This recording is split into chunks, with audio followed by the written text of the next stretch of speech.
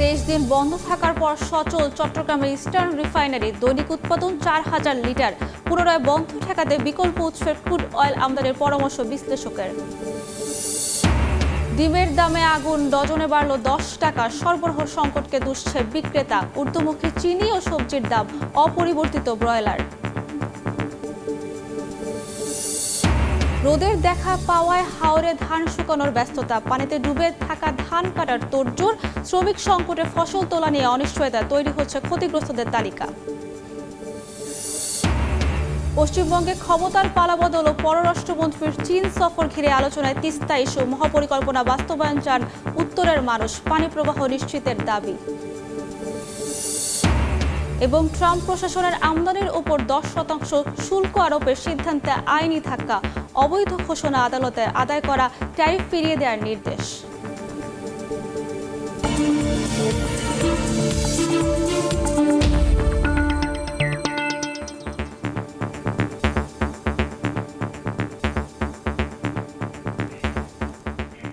দেখছিলেন শিরোনাম। আমন্ত্রণ জানাচ্ছি দেশ ও দেশের বাইরের অর্থ বাণিজ্যের নানা খবর নিয়ে আমাদের নিয়মিত আয়োজন এ সময়ের বাণিজ্যে। আপনাদের সঙ্গে আছি আমি সাবরিনা মজুমদার। ক্রুড অয়েল সংকটে 23 দিন বন্ধ থাকার পর অবশেষে ভোর 6টা থেকে সচল হলো দেশের একমাত্র রাষ্ট্রায়ত্ত তেল শোধনাগার চট্টগ্রামের ইস্টার্ন রিফাইনারি। শুক্রবার ভোর 5টা থেকে ফায়ার্ড হিটারে প্রসেসিং শুরু হলেও 1 ঘন্টা পর থেকে শুরু হয় পূর্ণ সক্ষমতায় ক্রুড পরিশোধন। প্রতিদিন 13 প্রকারের 4,000 মেট্রিক টন জ্বালানি পরিশোধন সক্ষমতা রয়েছে এখানকার 2টি ইউনিটের। তবে পুনরায় বন্ধ হওয়া ঠেকাতে বিকল্প দেশ থেকে দ্রুত ক্রুড সংগ্রহের পরামর্শ জ্বালানি বিশেষজ্ঞদের। বিস্তারিত জানাচ্ছেন কমল দে। 23 দিন পর জ্বলে উঠল একমাত্র রাষ্ট্রায়ত্ত তেল শোধনাগার চট্টগ্রাম ইস্টার্ন রিফাইনারির চুল্লি। ভোর 5টায় ট্যাঙ্ক থেকে প্রসেস হিটারে শুরু হয় ক্রুড সরবরাহ। উত্তপ্ত ক্রুড অয়েল থেকে পেট্রোল, অকটেন, ডিজেল পাঠিয়ে দেওয়া হচ্ছে নির্ধারিত ট্যাঙ্ক ফার্মের স্টোরেজ ট্যাঙ্কে। ক্রুড অয়েলটা রিফাইনারিতে এসেছে, এটা অলরেডি প্রসেসিংও শুরু হয়ে গেছে। খুব তাড়াতাড়ি প্রসেসিং হয়ে তেল কোম্পানিতে চলে যাবে। মূলত মধ্যপ্রাচ্যে যুদ্ধের কারণে পর্যাপ্ত ক্রুড অয়েল না থাকায় গত 14 এপ্রিল বন্ধ হয়ে যায় ইস্টার্ন রিফাইনারির 3টি ইউনিটের মধ্যে 2টি। বহুল আলোচিত হরমুজ প্রণালী এরিয়ে সৌদির ইয়ানবু বন্দর থেকে লোড হওয়া ক্রুড অয়েলবাহী জাহাজ MT9 মিয়া বুধবার সকালে পৌঁছায় চট্টগ্রাম বন্দরে। আরেকটা 1 লাখ টনের কার্গো লোড হবে হচ্ছে ইউএই বা এমিরাটসের ফুজার এয়ারপোর্ট থেকে। এটাও হচ্ছে আপনার গালফের বাইরে। সো গালফের সেই ইস্যু বা ইরান ওয়ারের যে ইস্যু কোনোভাবে এটাকে এফেক্ট করছে না। সংশ্লিষ্টরা বলছেন মজুদ অপরিশোধিত জ্বালানি তেলে 25 দিন চলতে পারে পরিশোধনাগারটি। এটা যাতে আর বন্ধ না হয় এবং আগামী 20-25 দিনের মধ্যে নতুন যাতে চালান নিয়ে আসে সেই ব্যবস্থা অবিলম্বে বিপিসিকে করতে হবে। 10 মে আরব আমিরাতের ফুজাইরা বন্দর থেকে ক্রুড অয়েল নিয়ে 25 মের মধ্যে চট্টগ্রাম বন্দরের জলসীমায় আসবে শিপিং কর্পোরেশনের ভাড়া করা জ্বালানিবাহী জাহাজটি। 4 লাখ টন তেল যদি বাংলাদেশে এনে আমরা যে ইস্টার্ন রিফাইনারিতে সরবরাহ করতে পারি, জ্বালানি বা নিরাপত্তা নিশ্চিতের ক্ষেত্রে বা জ্বালানির সমস্যা নিরসনে একটা ব্যাপক ভূমিকা রাখবে। ইস্টার্ন রিফাইনারিতে 2,25,000 মেট্রিক টন ক্রুড এবং 1.5 লাখ মেট্রিক টনের বেশি পরিশোধিত জ্বালানি মজুত রাখার সক্ষমতা রয়েছে। কমল দে, সময় সংবাদ, চট্টগ্রাম। প্রায় 1 মাস পর পুরোদমে উৎপাদনে ফিরল দেশের একমাত্র রাষ্ট্রায়ত্ত তেল শোধনাগার ইস্টার্ন রিফাইনারি। বর্তমানে চলছে সৌদি আরব থেকে আসা 1 লাখ টন অপরিশোধিত তেল শোধনের কাজ। সেখানে আছেন রিপোর্টার ফেরদৌস লিপি। সরাসরি যাচ্ছি তার কাছে। পুরোদমে উৎপাদনে ইস্টার্ন রিফাইনারি আর এর মধ্য দিয়ে জ্বালানি সেক্টরে যে ভোগান্তি কিংবা সংকটের যে আশঙ্কা ছিল সেটা কাটিয়ে স্বস্তির জায়গা তৈরি হয়েছে। এবং সকাল থেকে যে উৎপাদন ইস্টার্ন রিফাইনারি 4টা ইউনিটের, সেটা আসলে পর্যায়ক্রমে পুরোপুরি উৎপাদনে যাবে, কিন্তু উৎপাদন শুরু হয়েছে। কর্মচাঞ্চল্য ইস্টার্ন রিফাইনারি। এবং আপনারা জানেন যে সৌদি আরব থেকে প্রায় 1 লাখ টন ক্রুড অয়েল গত বৃহস্পতিবার চট্টগ্রাম বন্দর সীমানায় প্রবেশ করে এবং তারপর গতকাল এখানে যে লাইটিংয়ের মাধ্যমে স্ট্যান্ড রিফাইনারিতে তেলগুলো ট্যাঙ্কারে আসে এবং তারপরে আসলে প্রক্রিয়া শুরু হয় যে পুরোদমে উৎপাদনে যাওয়া এবং সকাল থেকে সেটা উৎপাদনে যাচ্ছে। এবং আপনারা জানেন যে গত 14ই এপ্রিল যে ক্রুড অয়েল সংকটের কারণে স্ট্যান্ড রিফাইনারি তাদের যে 4টা ইউনিটের মধ্যে 2টা ইউনিট পুরোপুরি উৎপাদন বন্ধ করে দেয়, আর 2টা ইউনিটও আসলে খুব সীমিত পরিমাণ উৎপাদন করছিল। এবং সেই পরিস্থিতিতে সরকার জ্বালানি মন্ত্রণালয় বিকল্প দেশ থেকে ক্রুড অয়েল আমদানির একটা চেষ্টা করছিল এবং তারই প্রেক্ষাপটে 21শে এপ্রিল কিন্তু যে জ্বালানি তেলের যে ক্রুড অয়েল সেটা সৌদি আরব থেকে বাংলাদেশের উদ্দেশ্যে রওনা দেয় এবং সেই তেলটা আসলে বৃহস্পতিবার চট্টগ্রাম বন্দরে এসে পৌঁছায়। এবং স্ট্যান্ড রিফাইনারির যেই উৎপাদন এটা আসলে বাংলাদেশের জ্বালানি চাহিদার প্রায় 20%, সে কারণে এক ধরনের সংকটের আশঙ্কা কিন্তু করা হচ্ছিল স্ট্যান্ড রিফাইনারি বন্ধ হয়ে যাওয়ার পর। তবে সেই সংকট কেটে গিয়েছে এবং ইতিমধ্যে কিন্তু আরও 1 লাখ টন ক্রুড অয়েল আমদানির যে প্রক্রিয়া সেটা শুরু হয়েছে, সেটা হয়তো এই মাসের শেষের দিকে চট্টগ্রামে এসে পৌঁছাবে। তো এই ছিল আমার কাছে চট্টগ্রামের যে স্ট্যান্ড রিফাইনারি সেখান থেকে সর্বশেষ। দর্শক, চট্টগ্রামের স্ট্যান্ড রিফাইনারির খবর জানাচ্ছিলেন আমাদের সহপরিস্থিতির সবশেষ খবর জানাতে রাজধানীর কারওয়ান বাজারে আছেন সহকর্মী অন্তরা সেন। সরাসরি চলে যাচ্ছে তার কাছে। সাপ্তাহিক ছুটির দিনে সাপ্তাহিক বাজারের চিত্র কিন্তু কিছুটা ভিন্ন থাকে অন্যান্য দিনের তুলনায়। এদিন সাপ্তাহিক কিংবা মাসিক বাজার করতে আসেন ক্রেতারা, আর সাথে কিন্তু সেই অনুযায়ী বাজেটও থাকে তাদের। তবে তাদের বাজেটের হিসাবে কিন্তু গড়মিল হয়ে যায় যখন বাজারে এসে দেখেন যে কোনো পণ্যের দাম বেড়েছে। আজও কিন্তু সেই রকমের একটা ছুটির দিন, রোদের তীব্রতায় যেরকম গরম বাড়ছে তেমনি কিন্তু মূল্যস্ফীতির চাপে অতিষ্ঠ হয়ে আছে সাধারণ মানুষ। দানাদার খাবার থেকে শুরু করে সবজি, ডিম সব কিছুরই দাম কিন্তু ঊর্ধ্বমুখী। আমি এই মুহূর্তে আছি রাজধানীর কারওয়ান বাজারে। সকাল থেকে বাজার ঘুরে আমরা দেখতে পেয়েছি ক্রেতাদের নাভিশ্বাস অবস্থা। আমি এখন আছি সবজির দোকানগুলোর দিকে। এখানে বেশিরভাগ সবজি কিন্তু বিক্রি হচ্ছে 60 টাকার উপরে। যেমন পটল বিক্রি হচ্ছে 60 টাকায়, কাঁকরোল 100 টাকা কেজি, ঢ্যাঁড়স বিক্রি হচ্ছে 50 থেকে 60 টাকায়, লাউ 70 থেকে 80 টাকায়, বেগুনের দাম 80 থেকে 100, টমেটো 50 থেকে 60, পেঁপে 100 টাকায় বিক্রি হচ্ছে, করলার কেজি 80 টাকা, এরপর শশার কেজি কিন্তু 100 থেকে 120 টাকায় বিক্রি হচ্ছে। বিক্রেতারা বলছেন বাজারে সবজির সরবরাহ কমে গেছে, তাই আগের মতোই কিন্তু চড়া সবজির দাম। এছাড়া জ্বালানি তেলের দাম বাড়ায়, পরিবহন খরচ বেড়েছে, সব মিলিয়ে দাম কিন্তু নিম্নমুখী হওয়ার কোনো আশা তারা দেখছেন না বলে আমাদের জানিয়েছেন। এর মধ্যে বৃষ্টিতে কিন্তু অনেক ক্ষেত নষ্ট হয়ে গেছে, কৃষকের অনেক ক্ষেত নষ্ট হয়ে গেছে, এই কারণে কিন্তু সবজিও নষ্ট হওয়ার একটা কিন্তু অভিযোগ উঠেছে। এই কারণে কিন্তু সবজির বাড়তি দামের কথা কিন্তু বিক্রেতারা আমাদের জানিয়েছেন। এদিকে ব্রয়লার আর সোনালী মুরগির দাম কিন্তু সপ্তাহ ব্যবধানে অপরিবর্তিত রয়েছে, তবে ডিমের দাম কিন্তু বেড়েছে। সপ্তাহ ব্যবধানে কিন্তু 10 টাকা বেড়েছে ডজনে। লাল ডিম কিন্তু বর্তমানে বিক্রি হচ্ছে 140 টাকা ডজন, আর সাদা ডিমের ডজন কিন্তু বিক্রি হচ্ছে 130 টাকায়। তবে ব্রয়লারের দাম আর সোনালির দাম কিন্তু আগের মতোই আছে। গেল সপ্তাহে যেরকম ছিল, ব্রয়লার ছিল 170 টাকা কেজি, সোনালি 340 থেকে 350 টাকা কেজি। তবে দেশি মুরগির দাম কিন্তু চড়া, দেশি মুরগি কিন্তু বিক্রি হচ্ছে 740 টাকা কেজিতে। এই ছিল আমার কাছে এই মুহূর্তে বাজার পরিস্থিতির সর্বশেষ খবরাখবর। দর্শক, রাজধানীর কারওয়ান বাজার থেকে সাপ্তাহিক বাজারের তথ্য দিচ্ছিলেন আমাদের সহকর্মী অন্তরা সেন। কচ্ছপের গতিতে আয় বাড়লেও ব্যয় পাল্লা দিচ্ছে খরগোশের দৌড়ের সঙ্গে। তাই নিত্যপণ্যের বাজারে হিসাব মেলাতে গিয়ে নাভিশ্বাস উঠে যাচ্ছে ভোক্তার। বিবিএস-এর তথ্য বলছে গেল এপ্রিলে বেড়েছে খাদ্য মূল্যস্ফীতি। এদিকে জ্বালানি তেলের দাম বৃদ্ধিকে সামনে এনে ব্যবসায়ীরা অনৈতিক সুযোগ নিচ্ছে বলে দাবি ক্যাবের। যত দিন যাচ্ছে সবকিছুর দামই তত বাড়ছে। এইভাবে যদি চলতে থাকে কষ্টকর হয়ে যাবে আমাদের সংসার চালানো। হিমশিম খাইতে হচ্ছে বাজার করতে আইসে। বেতনের সাথে বাজার হিস্যা মিলাতে গিয়ে কপালে ভাঁজ পড়লেও এমন হতাশা নিয়ে প্রায় প্রতিদিনই বাজারে আসেন ক্রেতারা। পরিসংখ্যান ব্যুরো বিবিএস-এর সবশেষ প্রতিবেদন জানান দিচ্ছে গেল এপ্রিলে আবারও মাথাচাড়া দিয়ে উঠেছে আগের মাস মার্চে নিম্নমুখী থাকা মূল্যস্ফীতির হার, যা উস্কে দিয়েছে খাদ্যপণ্যের ঊর্ধ্বমুখী দাম। তথ্য বলছে মাস ব্যবধানে খাদ্য মূল্যস্ফীতির হার বেড়েছে 0.15%। এদিকে সাধারণ অর্থনীতি বিভাগ জিইডির প্রতিবেদন বলছে চালের দাম স্থিতিশীল থাকলেও সবজি, মাছ ও মাংসের উচ্চমূল্য এখনও চাপে রাখছে ভোক্তাদের। মৌসুমি ঘাটতি ও পরিবহন ব্যয় বৃদ্ধির কারণে দাম বাড়ছে সবজির। এর মধ্যে ভোক্তাদের কাঁধে বেড়েছে গেল মাসে সয়াবিন তেলের দামে 4 টাকা বৃদ্ধির চাপ। জ্বালানি তেলের অজুহাত দেখাইয়া লবণ, কলাও তেল, সোয়াবিন তেল, চিনি এগুলো দাম বাড়ি গেছে। বিদ্যুতের দাম, জ্বালানি তেলের দাম যেভাবে হারে বৃদ্ধি পাচ্ছে, দ্রব্যমূল্যের দাম ওই আমার বাড়তি। যারা নিম্ন মধ্যবিত্ত তাদের জন্য কষ্ট হয় বেশি। ঊর্ধ্বমুখী ডিম মাংসের দামও এপ্রিলের মাঝামাঝি সময়ে ব্রয়লারের দাম কিছুটা সাধ্যের মধ্যে থাকলেও সোনালী থেকে যায় ধরাছোঁয়ার বাইরে। দাম ঠেকে 450 টাকায়, ডিমের ডজন ঠেকে 130-এ।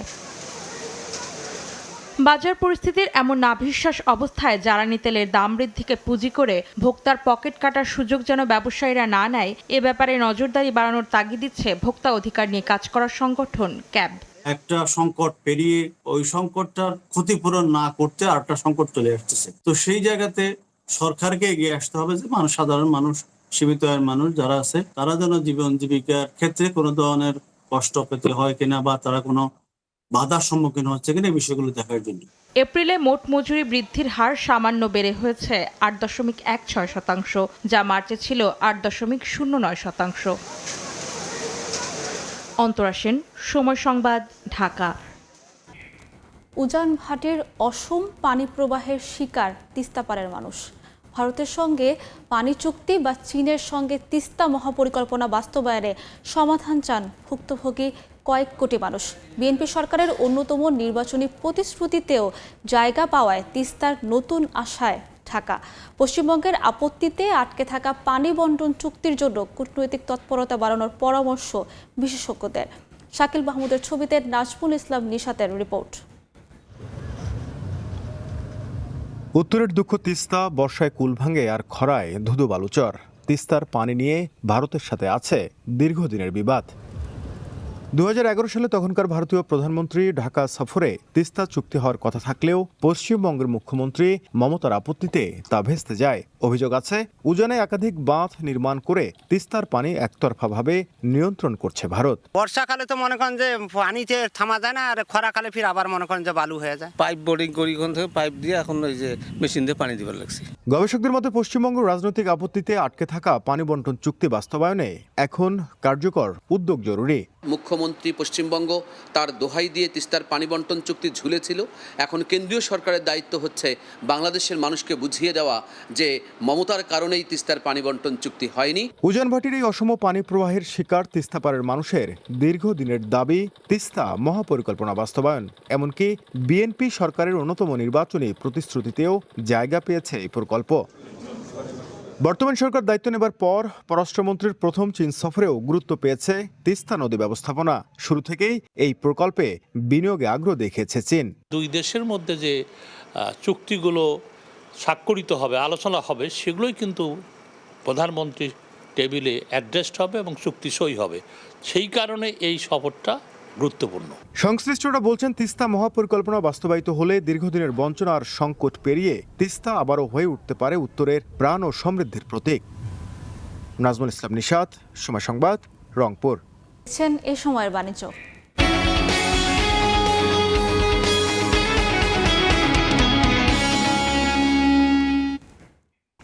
ঈদকে সামনে রেখে জমে উঠেছে মানিকগঞ্জের যমুনা নদীর পাড়ের আরিচা পশুর হাট।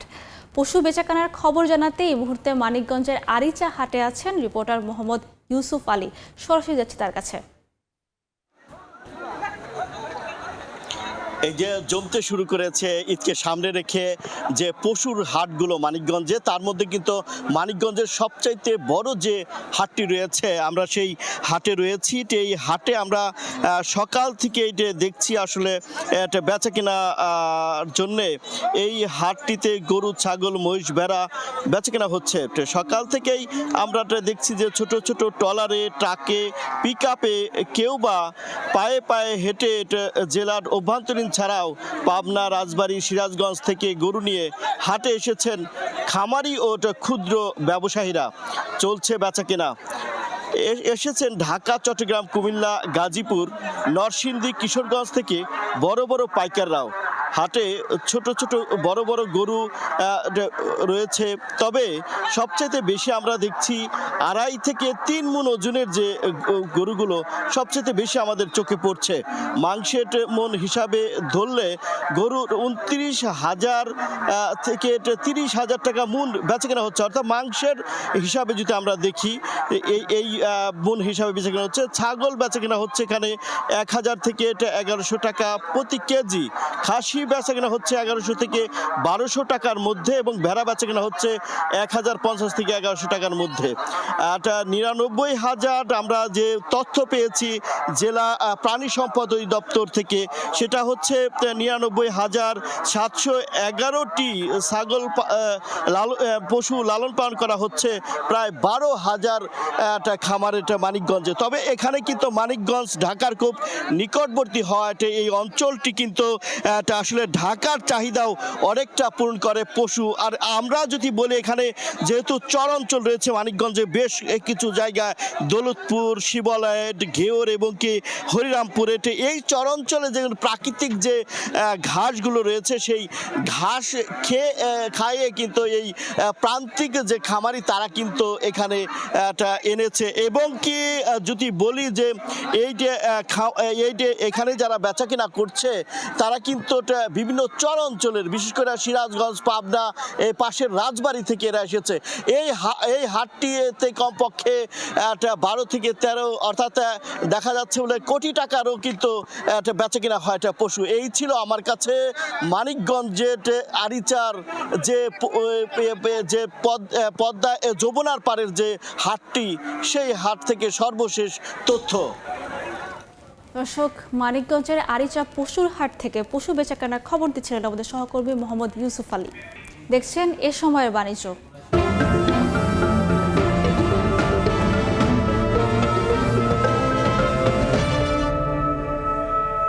টানা বৃষ্টিতে জলাবদ্ধতা সৃষ্টি হয়েছে কিশোরগঞ্জের ভৈরব উপজেলার জোয়ানশাহী হাওরে।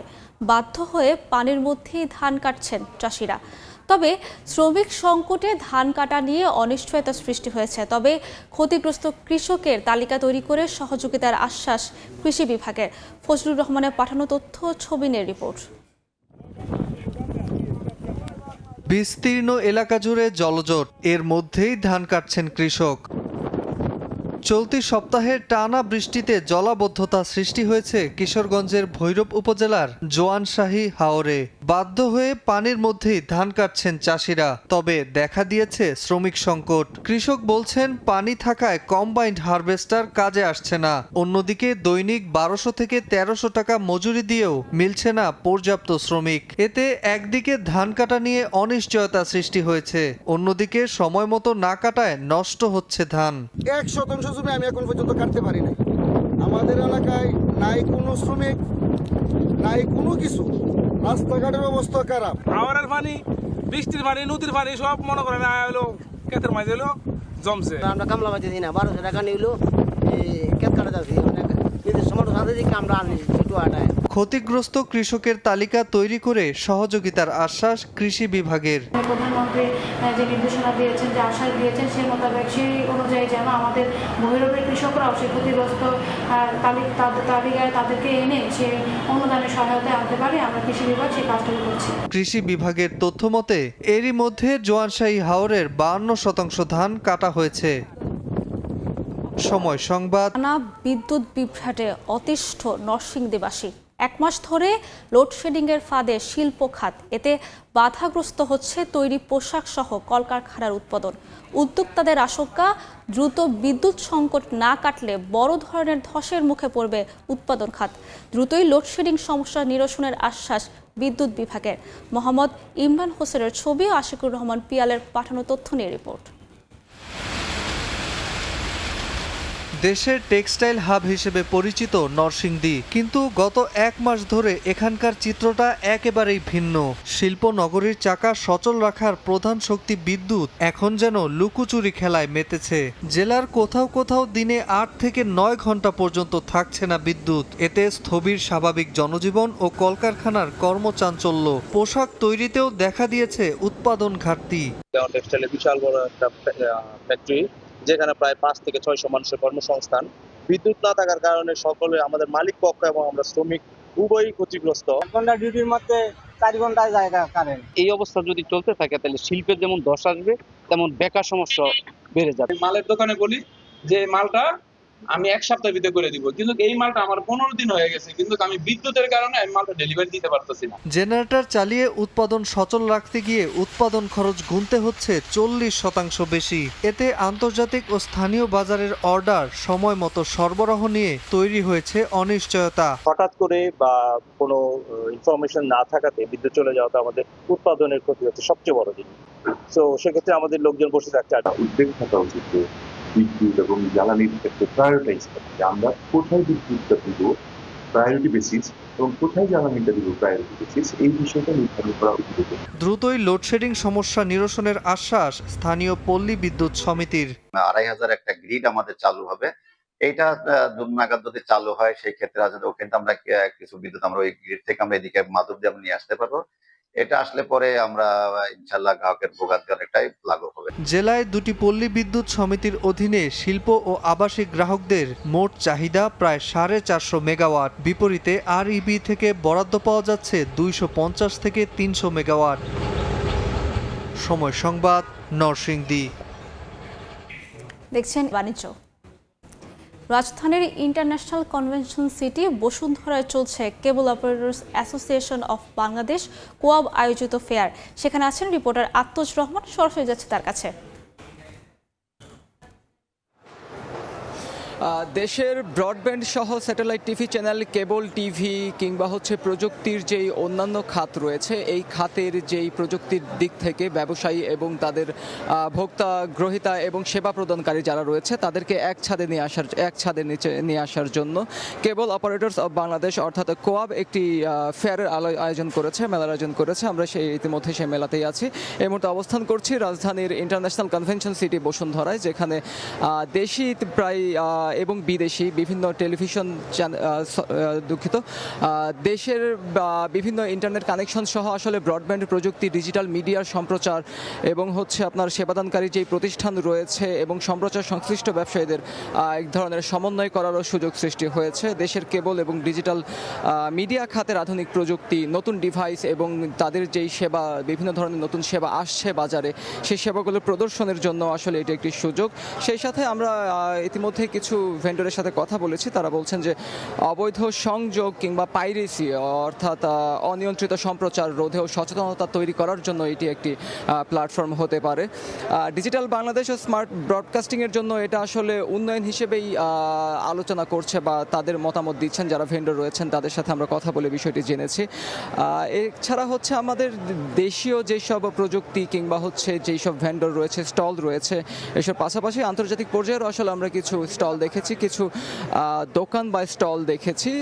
তাদের মধ্যে আমাদের হচ্ছে তাদের সকাল থেকে আসলে এখানে যদি একটু জানিয়ে রাখি, সকাল থেকে মানুষের ভিড়টা সমাগমটা একটু কম থাকলেও বেলা গড়ানোর সাথে সাথে আসলে যারা বিশেষ করে প্রযুক্তি প্রেমী তাদের উপস্থিতিটা মোটামুটি চোখে পড়ার মতোই আমরা দেখতে পাচ্ছি। এখন আসলে ভেন্ডর বিভিন্ন ধরনের স্টলের সামনে আসলে নিজেদের যা যা প্রয়োজন কিংবা যে বিষয়ে আসলে জানতে চায় এগুলো সেসব জানতে আসলে প্রযুক্তির নতুন ছোঁয়া পেতে আসলে মানুষ বিভিন্ন ধরনের স্টলগুলোর সামনে আসলে যাচ্ছেন, তারা জানতে চাচ্ছেন, জিজ্ঞেস করছেন, নিজেদের বিষয়টি জানতে চাচ্ছেন। গতকাল শুরু হয়েছিল কোয়াব আয়োজিত এই মেলা, আগামীকাল পর্যন্ত চলবে। এই ছিল রাজধানীর ইন্টারন্যাশনাল কনভেনশন সিটি বসুন্ধরা থেকে আমার কাছে সবশেষ তথ্য।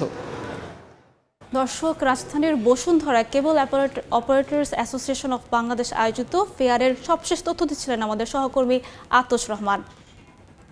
দেখছেন এ সময়ের বাণিজ্য। মার্কিন প্রেসিডেন্ট ডোনাল্ড ট্রাম্পের সব আমদানির ওপর 10% শুল্ক আরোপের সিদ্ধান্ত বড় আইনি ধাক্কা খেয়েছে। এক রায়ে এই শুল্ককে অবৈধ ঘোষণা করেছেন ফেডারেল আদালত।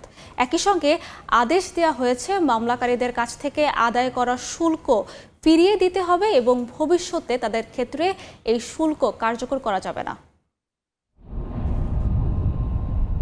ট্রাম্প প্রশাসনের আরোপ করা সব আমদানি পণ্যের উপর 10% শুল্ক এবার আদালতের রায়ে প্রশ্নের মুখে পড়েছে। যুক্তরাষ্ট্রের ফেডারেল একটি আদালত জানিয়েছে 1974 সালের ট্রেড আইন অনুযায়ী এই শুল্ক আরোপের যথেষ্ট ভিত্তি নেই। আদালতের মতে সরকারের দাবি করা বাণিজ্য ঘাটতির পরিস্থিতি এমন পর্যায়ে পৌঁছায়নি যা এই ধরনের শুল্ককে বৈধতা দিতে পারে। রায়ে আরও বলা হয় মামলার সঙ্গে যুক্ত পক্ষগুলোর কাছ থেকে এই শুল্ক আদায় করা বন্ধ করতে হবে এবং আগে নেওয়া অর্থ ফেরত দিতে হবে। তবে এই সিদ্ধান্ত আপাতত শুধু মামলাকারীদের ক্ষেত্রেই প্রযোজ্য হবে। অন্য আমদানিকারকদের ক্ষেত্রে শুল্ক জুলাই পর্যন্ত কার্যকর থাকতে পারে।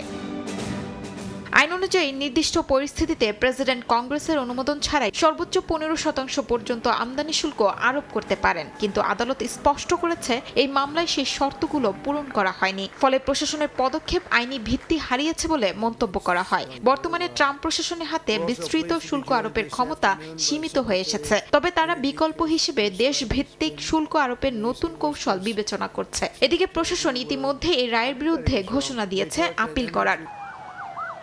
এর আগে ফেব্রুয়ারিতে সুপ্রিম কোর্টও ট্রাম্পের বিস্তৃত শুল্ক নীতির কিছু অংশ অবৈধ ঘোষণা করেছিল। ফলে একের পর এক আইনি চ্যালেঞ্জে তার বাণিজ্য নীতি জটিল হয়ে উঠছে। বিশ্লেষকদের মতে এই রায় যুক্তরাষ্ট্রের বাণিজ্য নীতিতে নতুন অনিশ্চয়তা তৈরি করেছে এবং ভবিষ্যতে শুল্ক নীতি আরও সীমিত হয়ে আসতে পারে। শিউলি রোজা, সময় সংবাদ। 2 মাসের মধ্যে ইউরোপীয় ইউনিয়নের সঙ্গে বাণিজ্য চুক্তির শর্ত পূরণ না হলে শুল্ক বাড়ানোর হুঁশিয়ারি দিয়েছেন মার্কিন প্রেসিডেন্ট ডোনাল্ড ট্রাম্প। স্থানীয় সময় বৃহস্পতিবার ইউরোপীয় কমিশনের প্রেসিডেন্ট উর্সুলা ভন ডার লিয়েনের সঙ্গে ফোনালাপ করেন ট্রাম্প।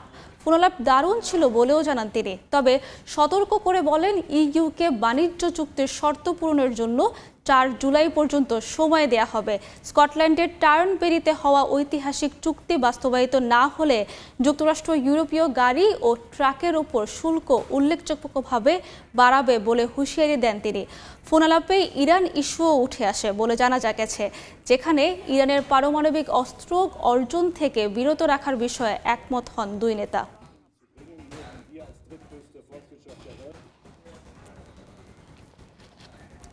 কঠিন নাগরিকত্ব আইন ও রেসিডেন্স পারমিট প্রক্রিয়ার জটিলতায় চরম ভোগান্তিতে পড়েছেন পর্তুগালে বসবাসরত অভিবাসীরা। বৈধভাবে বসবাসের সময়সীমা বাড়ানো থেকে শুরু করে আবেদন প্রক্রিয়ার দীর্ঘসূত্রিতা সব মিলিয়ে দিশেহারা হয়ে পড়েছেন হাজারো প্রবাসী, বিশেষ করে বাংলাদেশিরা। এছাড়া কঠিন বিধিনিষেধে পর্তুগাল ছাড়ছেন বিভিন্ন দেশের অভিবাসীরা। তারিকুল হাসান আশিকের রিপোর্টে বিস্তারিত।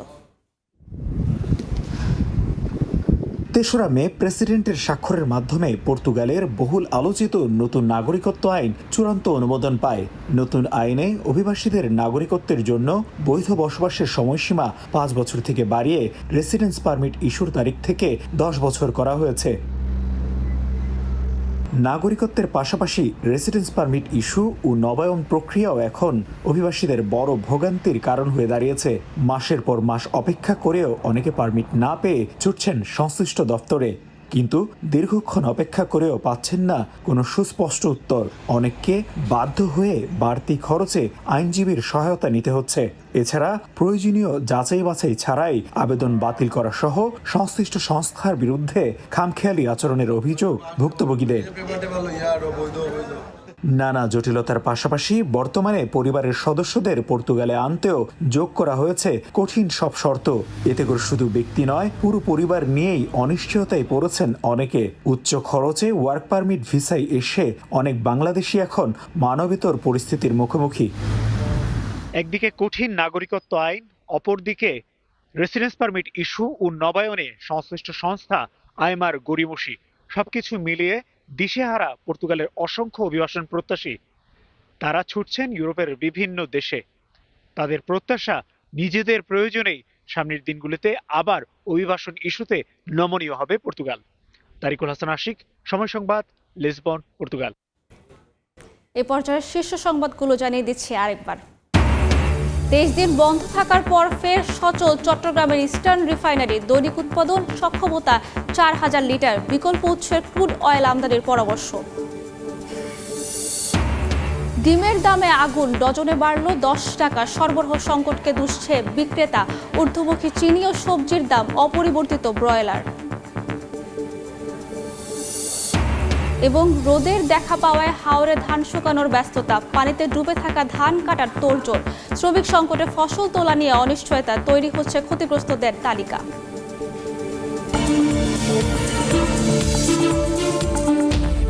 এই ছিল এই সময়ের বাণিজ্যে। দুপুর 12টার সময় সংবাদের সঙ্গে থাকবেন অর্জিতা শেজিন।